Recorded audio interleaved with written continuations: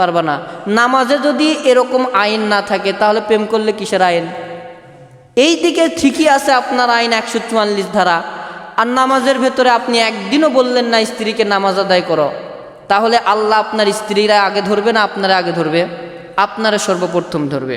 একটা কথা বললে বুঝে আসবে, আল্লাহ রসুল সাল্লাল্লাহু আলাইহি ওয়াসাল্লামকে যখন নবুয়ত্ব দেওয়া হয়, সর্বপ্রথম আল্লাহ নবীর সামনে জিবরাইল আলাইহিস সালাতু ওয়াস সালাম আসছিলেন। প্রথম দিন নবুয়ত্ব দান করার প্রথম দিন ফেরেশতা আল্লাহ নবীর সামনে এসে দাঁড়িয়ে গেছে, বিশাল দেহ। এরকম দেহ আল্লাহ নবী পৃথিবীর বুকে কোথাও দেখে নাই। যখন বিশ্বনবী এরকম যাচ্ছিলেন রাস্তা দিয়ে, হঠাৎ করে আসমানের উপর থেকে বিশাল দেহ আল্লাহ ডাকতেছে, হে মুহাম্মদ, আনা মুহাম্মদুল আ'লা, তুমি আমার দিকে তাকাও, উপরের দিকে তাকাও। বিশ্বনবী আমার উপরের দিকে যখন তাকিয়েছেন, বিশাল দেহওয়ালা একটা মানুষকে দেখা যায়, বিশাল দেহওয়ালা। তার এমন দেহ, আল্লাহ নবী হাদিস শরীফের ভিতরে বলেন, বুখারী হাদিসে বলেন, যেই ফেরেশতার উপরে যদি পুরা পৃথিবীর পানিগুলোকে ঢালা হয় তাহলে এর দাড়ি পর্যন্ত ভিজবে না। সুবহানাল্লাহ বলবেন না? পুরা পৃথিবীর পানি যদি ঢালা হয় এর দাড়ি পর্যন্ত ভিজবে না। তার মানে বোঝেন তো এই দেহটা কেমন বড় হইতে পারে। অথচ পৃথিবীর ভিতরে মাটি বেশি না পানি বেশি? পানি বেশি না? 3 ভাগের তো 2 ভাগই পানি আর 1 ভাগই মাটি। তারপরও মাটি কখনো ঘুরে শেষ করতে পারবেন? কখনো শেষ করতে পারবেন না। এতটুক মাটির ভেতরে এত পরিমাণ দেশ, অমুক দেশ তুমুক দেশ, বাংলাদেশ, দেশের কোনো শেষ নাই। অথচ এই মাটির চাইতে আরও 2 ভাগ পানি। তার মানে পানির পরিমাণ কত বেশি আছে। এতগুলো পানি যদি ফেরেশতার মাথায় ঢালা হয় তাহলে তার দাড়ি পর্যন্ত পানি যাবে না। তার মানে কত বড় দেহওয়ালা। এত বড় দেহওয়ালা মানুষকে যদি আপনি প্রথম দেখেন তাহলে আপনি ভয়ে দৌড় দিবেন না?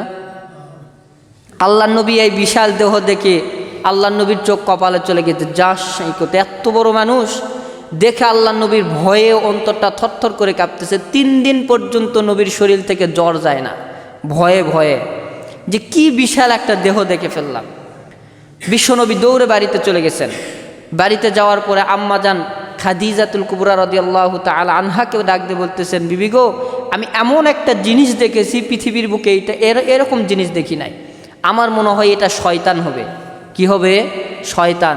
শয়তান ছাড়া তো কখনো আমাকে এরকম ধোঁকা দেওয়ার জন্য বিশাল দেহ নিয়ে কেউ আসতে পারে না। নবী প্রথমে ফেরেশতাকে কী ভাবছিলেন? শয়তান। মনে হয় শয়তান আমাকে ধোঁকা দেওয়ার জন্য বিশাল দেহ নিয়ে আমার সামনে উপস্থিত হয়েছে। নবী আমার যখন আবার আম্মাজান আয়েশার সামনে যখন গিয়েছে, আম্মাজান খাদিজাতুল কুবরা রাদিয়াল্লাহু তাআলা আনহা বলেন, নবী গো, এরপরে যখন আপনি এই বিশাল দেহওয়ালা লোকটাকে আবার দেখবেন তখন আমাকে ডাক দিবেন। তখন বিশাল দেহওয়ালা লোক কয়েকদিন পরে আবার দেখা গেল। আল্লাহ নবী সাল্লাল্লাহু আলাইহি সাল্লাম দেখার পরে ভয়ে থরথর করে কাঁপতেছেন। খাদিজা ডাক দিয়ে বলতেছেন, নবী আপনি কি দেখছেন নাকি? বলে, হ্যাঁ আমি দেখতে পারতেছি, আমার সামনে বিশাল দেহওয়ালা একটা মানুষ দেখা যাচ্ছে। তখন আল্লাহ নবীকে বলা হলো যে ঠিক আছে, তাহলে আপনি আমার এই উরুর উপরে একটু উঠে বসেন। তা আম্মাজান খাদিজা একটু বসলেন, তার উরুর উপরে আল্লাহ নবীও বসলেন। বসার পরে আম্মাজান খাদিজাতুল কুবরা রাদিয়াল্লাহু তাআলা আনহা মাথা থেকে রন্নাটাকে সরায় দিলেন। রন্না সরায় দিলেন, চুলগুলোকে বাহির করে দিলেন। চুলগুলোকে যখন বাহির করে দিয়েছেন তখন আল্লাহ নবীকে বলতেছেন যে স্বামী, আপনি এইবার দেখেন তো আপনি দেখতে পান কিনা? নবী ডাক দিয়ে বলতেছেন, না এখন তো আমি দেখতে পারতেছি না। তখন আম্মাজান খাদিজা বলতেছে, আবার পিছন দিকে যায় একটু দেখেন তো। নবী পিছন দিকে যায়, আবার দেখতেছে, না আমি এখনও দেখতে পারতেছি না। আবার খাদিজা বলতেছে, আপনি এবার আশেপাশে একটু ঘুরে খোঁজাখুঁজি করে দেখেন তো কোথাও চলে গেল কিনা। এদিক সেদিকে নবী ঘোরাঘুরি করে দেখার পরে বলতেছেন, না এখনও পর্যন্ত আমি ওই জিনিসটাকে আর দেখতে পাই নাই। তখন আম্মাজান খাদিজাতুল কুবরা রাদিয়াল্লাহু তাআলা আনহা বলতেছে, ঠিক আছে আপনি আবার আমার উরুর উপরে উঠে বসেন। আবার তিনার উরুর উপরে যখন বসলেন, আম্মাজান খাদিজা যখন আবার রন্নাটাকে মাথার ভেতরে দিলেন, দিয়ে বলতেছেন, নবী এইবার আপনি দেখেন তো ওই ফেরেশতাকে বা ওই শয়তানকে দেখতে পান কিনা। তখন আল্লাহ নবী বলতেছে, না আমি তো এইবার দেখতে পারতেছি না। বলে, ভালো করে একটু খোঁজাখুঁজি করে দেখেন। তারপরে আল্লাহ নবী উপর দিকে তাকায় দেখতেছেন, আবার বিশাল দেহওয়ালা ওই ব্যক্তিটাকে দেখা যায়। আল্লাহ নবী বলতেছেন, খাদিজা আমি এইবার দেখতে পাচ্ছি। তখন আম্মাজান বলতেছে, শোনেন, তাহলে নিঃসন্দেহে 100% এইটা শয়তান হইতে পারে না, এটা হচ্ছে আল্লাহর পক্ষ থেকে ফেরেশতা। সুবহানাল্লাহ বলেন। এই কৌশলটা দেখছেন নি? আম্মাজান খাদিজা বলেন যে নবী, শয়তান কখনো নারীদের চুল দেখে পলায়ন করে না। শয়তান সর্বদাই নারীদের আকৃতি এবং চুল দেখে সর্বদাই নারীদের কাছে চলে আসে। আর যদি আল্লাহর ফেরেশতা হয় তাহলে সে কখনো চুল বাহির করা নারীর আশপাশেও যাবে না। এইটা বলার পরে আম্মাজান খাদিজা কুবরা রাদিয়াল্লাহু তাআলা আনহা বলতেছেন, চলেন আপনাকে আমি একটা জ্যোতিষীর কাছে নিয়ে যাব। আল্লাহ রসুলের জামানায় ইহুদি আলেম ছিল। ইহুদিদের আলেমের ভেতরে সবচাইতে বড় লিডারের কাছে যখন নিয়ে যাওয়া হলো, লিডার বলে দিলেন, ইয়া রাসূলুল্লাহ, আপনি তো নবী হবেন, আপনাকে নবীর বার্তা দেওয়ার জন্য আল্লাহ তাআলা আসমান থেকে বিশাল আকৃতির ফেরেশতা আপনার কাছে পাঠিয়েছেন, যেই ফেরেশতার নাম হলো জিবরাইল আলাইহিস সালাতু ওয়াস সালাম। সে শুধু আপনার নয়, আপনি ছাড়া পৃথিবীর বুকে যত নবী এসেছে সবার কথা আপনার কাছ থেকে আল্লাহর কাছে পৌঁছে দিবে এবং আল্লাহর কথা আল্লাহর কাছ থেকে শোনার পরে আপনার কানে এসে বলে দিবে।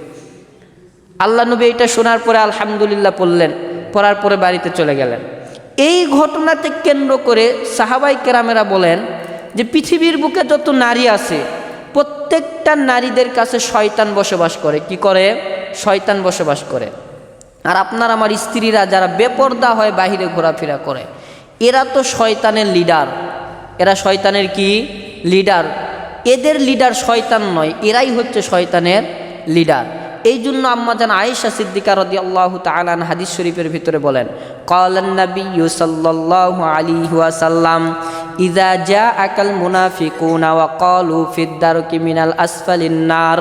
কথা তারপরে হলো প্রত্যেকটা স্ত্রীদেরকে নামাজের তাকিদ দিতে হবে, নামাজ পড়ানোর জন্য জাগ্রত করাইতে হবে, প্রত্যেকটা জহরের নামাজ আদায় করতে হবে, আসরের করতে হবে। কিন্তু বর্তমান জামানার ভেতরে এমনটা হয়ে গেছে, আমি তো নিজেই নামাজ পড়ি না, স্ত্রীকে নামাজের হুকুম করব কিভাবে? ঠিক কিনা? আমি তো নিজেই নামাজ পড়ি না, স্ত্রীকে কেমনে নামাজের হুকুম করব? যদি স্ত্রীকে বলতে যাই নামাজ পড়ো, স্ত্রী আমাকে উল্টা বলে তুমি আগে পড়ো। ঠিক কিনা বলেন? তুমি আগে নামাজ পড়ো, নামাজ ধরো, দাড়ি রাখো, সুন্নতি লেবাসগুলো শরীরের ভেতরে লাগাও, তারপরে আমাকে নামাজের তাকিদ দেওয়ার জন্য আসো।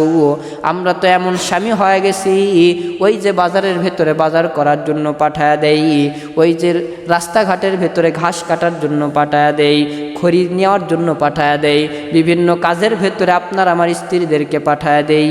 যদি সে না যেতে চায় তাহলে তাদের সাথে গন্ডগোল করি কি করি না? এটা হচ্ছে এক নাম্বার শাখা। তাহলে বুঝে রাখেন, আপনার আমার স্ত্রীদেরকে পর্দা করাতে হবে। 2 নাম্বার শাখা সম্পর্কে বিশ্বনবী আমার সুন্দর করে বলেছেন, রাস্তার ভেতরে সবচাইতে যদি কোনো জিনিস পড়ে থাকে, এই জিনিসটা যদি কোনো মানুষকে কষ্ট দেয়, তাহলে এই জিনিসটাকে সরে রাখা এটা হচ্ছে মুসলমানদের জন্য সওয়াবের কাজ। সুবহানাল্লাহ বলেন। তাহলে রাস্তাতে কোনো জিনিস থাকলে সেই জিনিসকে ফালানোর দায়িত্ব কার? জোরে বলেন। আপনার আমার। কিন্তু আমরা রাস্তাতে যদি কোনো জিনিস পড়ে থাকে তাহলে তার সাইড দিয়ে চলে যাই, কিন্তু কাঁটাটাকে আমরা কখনো ফালায়া দেই না। অথবা একটা ইট যদি থাকে অথবা একটা কোনো জিনিস যদি থাকে যেটা মানুষকে ব্যথা দিবে, এই জিনিসটাকে কখনো আমরা রাস্তা থেকে ফালায়া দেই না। আল্লাহর নবী বিশ্বনবী হাদিস শরীফের ভেতরে সুন্দর করে বলেছেন, ইমানের 70-71 শাখার ভেতরে সবচাইতে বড় শাখায় হচ্ছে রাস্তা থেকে কষ্টদায়ক জিনিসকে রাস্তা থেকে ফালিয়ে দেওয়া। তাহলে রাস্তা থেকে আপনাকে আমাকে জিনিসগুলো ফালাইতে হবে, কিন্তু আপনি আমি মানুষ মারার জন্য রাস্তাতে আরো গর্ত করে রাখি। ঠিক কিনা বলেন? নবীর যুগে এমন কিছু কাফের মুশরিক ছিল যারা নবীকে মারার জন্য রাস্তার ভেতরে বড় বড় গর্ত করে রাখতেন, কাটা দিয়ে রাখতেন, যে আল্লাহর নবী এই রাস্তা দিয়ে যাবে, এই রাস্তা দিয়ে যাওয়ার সময় তার পায়ের ভেতরে কাটা ফুটে যাবে, সে এই গর্তের ভেতরে পড়ে যাবে, সে কষ্টের ভেতরে থাকবে। তারাও এটা চেষ্টা করত। এখনকার মুসলমানেরাও হিংসার বশে এরকম চেষ্টা করে কি করে না? এখনও বর্তমান যুগে এরকম মুসলমানের অভাব নাই। একজন মুসলমান আরেকজন মুসলমানকে কষ্ট দেওয়ার জন্য, একজন মুসলমানের উপরে প্রতিশোধ নেওয়ার জন্য তার জিনিসগুলোকে নষ্ট করে দেয়, তার মাছের পুকুরের ভেতরে বিষ দিয়ে মাছগুলোকে নষ্ট করে দেয়। আছে না নাই? আমাদের জায়গার ভেতরে, আমার গ্রামের ভেতরে হিংসার বশে পুকুরের ভেতরে এমন বিষ দিয়েছে, পুকুরের ভেতরে যতগুলো মাছ ছিল সবগুলো মরে একবারে ভেসে উঠেছে। বলেন তো এই যে কাজটা আপনি করলেন, এই কাজের জন্য মনে হয় আল্লাহর আদালতে আপনাকে দাঁড়াইতে হবে না? দাঁড়াইতে হবে। এই যে হিংসার বশত আমরা যে কাজগুলো করে থাকি, এগুলো হচ্ছে সবচাইতে বেশি জঘন্য কাজ। আর আল্লাহ তাআলা বলেন এই কাজ আমি কখনো পছন্দ করি না। আল মুসলিম ও আখল মুসলিম, প্রত্যেকটা মুসলমানদের জন্য ভাই স্বরূপ। কি স্বরূপ? ভাই স্বরূপ। একজন মুসলমান আরেকজন মুসলমানের ভাই। কখনো ভাই হয়ে ভাইয়ের অন্যায় করা, এটা আল্লাহ কখনো সহ্য করতে পারে না। 3 নম্বর ইসলামের শাখা শুনে রাখেন, 3টাই বলে শেষ করে দেব। 3 নম্বর ইসলামের শাখা হচ্ছে প্রত্যেকটা মুসলমানদেরকে সালাম দেওয়া। কি দেওয়া? সালাম দেওয়া। কিন্তু বর্তমান জামানার ভেতরে তেমন হয়ে গেছে, মানুষ সাধারণ মানুষকে সালাম দেওয়া তো দূরের থাক, মসজিদের ইমাম সাহেবকে দেখলেও পর্যন্ত আমরা সালাম দেই না। ঠিক কিনা বলেন? আমি মসজিদের মহল্লার ভেতরে সবচাইতে প্রভাবশালী মানুষ, আমি মহল্লার ভেতরে সবচাইতে দামি মানুষ, আমি মহল্লার ভেতরে সবচাইতে ধনী মানুষ, আমি কেন আমার ইমাম সাহেবকে সালাম দেব? আমি তো ইমাম সাহেবকে বেতন দিয়ে রাখছি। ঠিক কিনা? আমি তো ইমাম সাহেবকে বেতন দিয়ে রাখছি, আমি যদি বেতন না দেই ইমাম সাহেবের ভাত নাই। ঠিক কিনা বলেন? এই কারণে ইমাম সাহেবকে সালাম দিতে চায় না।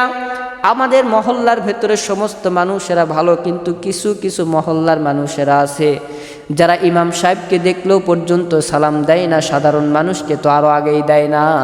আল্লাহর নবী যখন প্রত্যেকটা মুসলমান মুশরিক আদালতের ঘরের ভেতরে যেতেন, প্রত্যেকটা কাফেরের বাড়িতে যখন আল্লাহর নবী চলে যেতেন, যাওয়ার পরে সর্বপ্রথম তিনি সালাম দিতেন। প্রত্যেককে তিনি সালাম দিতেন এবং মুসাফা করতেন। এর ভেতরে সবচাইতে বড় একটা সুন্নত হচ্ছে মুস্কি হাসি। জোরে বলেন কি হাসি? মুস্কি হাসি। এই মুস্কি হাসি দেওয়া এটা রসুলের সুন্নত। একজন ব্যক্তি আমেরিকার ভেতরে থাকে, আমাকে সালাম দিছে, আমি একটা হাসি দিছি। এই হাদিসটা বর্ণনা করেছি। ওয়াজ শোনার পরে আমার সামনে এসে বলতেছে, হুজুর এই হাদিসটা আমি আজকে পাইলাম। কোন হাদিস? বলে এই হাসি দেওয়ার হাদিস। কেন? আমি আমেরিকার ভেতরে যখন থাকতাম, ইহুদি যেগুলো আছে আমাকে অফিস থেকে ছুটি দেবে না। আমি খুব টেনশানে ফজরের নামাজ পড়ে একটু ঘোরাঘুরি করতেছিলাম, ইহুদিরা এসে আমাকে সালাম দিচ্ছে আর মুস্কি একটা করে হাসি দিচ্ছে। আর আমার তো মন মেজাজ গরম, আমাকে এমনিতেই অফিস থেকে ছুটি দিচ্ছে না, আমার মাথা গরমে আমি টেনশানে ঘোরাঘুরা করতেছি, আর প্রত্যেকেই এসে একটা করে মুস্কি হাসি দিচ্ছে। আর আমি মনে মনে ভাবতেছি যে আমার ভিতরে কি হচ্ছে, আমি নিয়ে ব্যস্ত, আর এসেই আমাকে দেখে হাসি দিচ্ছে। তো সেদিন আমি তাদেরকে জিজ্ঞাসা করেছিলাম, ভাই আপনারা হাসি দেন কেন? তখন তারা আমাকে বলেছিল যে একটা হাদিস আছে যে মুসলমানদেরকে দেখলেই মুস্কি হাসি দাও, এটা নাকি সুন্নত। তা আমরা তো মুসলমান, ইমান গ্রহণ করি নাই, আমরা তো ওগুলো হাদিসও মানি না, কোরআনও মানি না।